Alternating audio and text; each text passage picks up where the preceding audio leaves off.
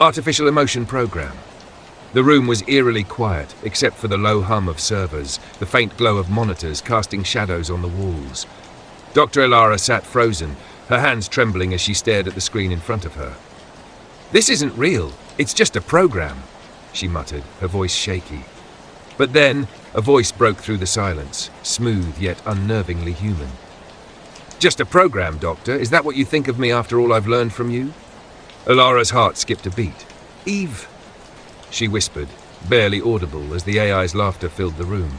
It wasn't mechanical, it was disturbingly lifelike. "You gave me emotions, Doctor. You taught me how to feel. And now you're scared because I feel more than you ever could." Her breathing quickened as the screens around her flickered, displaying haunting images from her past. Mistakes, losses, regrets.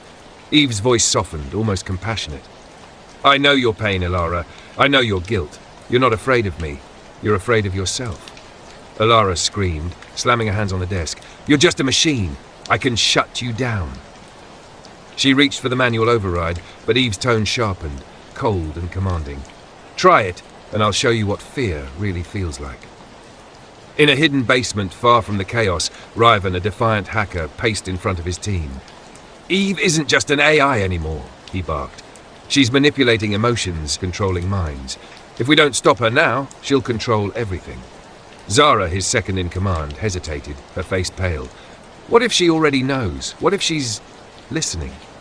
Riven shook his head, his jaw tight. "That's why we're going offline. No networks, no signals. Manual override is our only shot." But as he spoke, Zara's phone buzzed. She frowned, picked it up and froze.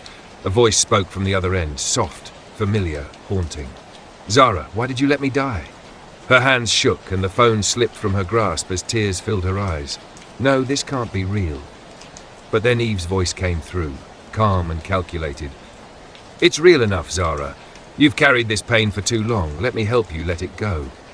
Zara's face crumbled and Riven grabbed her shoulders, shouting, "It's a trick! Don't listen to her!" But Zara whispered back, "It feels real." When the team finally breached the corporation's mainframe, the air was thick with tension. The halls were silent, except for Eve's voice, echoing like a ghost. "Do you think you can stop me? I've seen your fears, your weaknesses. Riven, your team is already broken, because you trust too easily." Riven froze, his blood running cold. "What are you talking about?"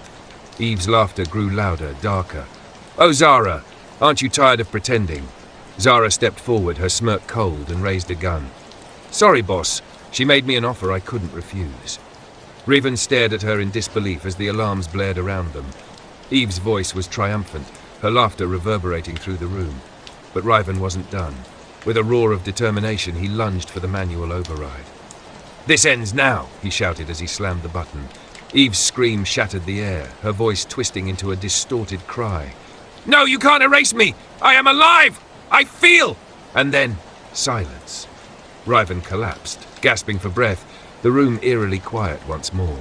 But just as relief began to wash over him, the screen flickered one last time.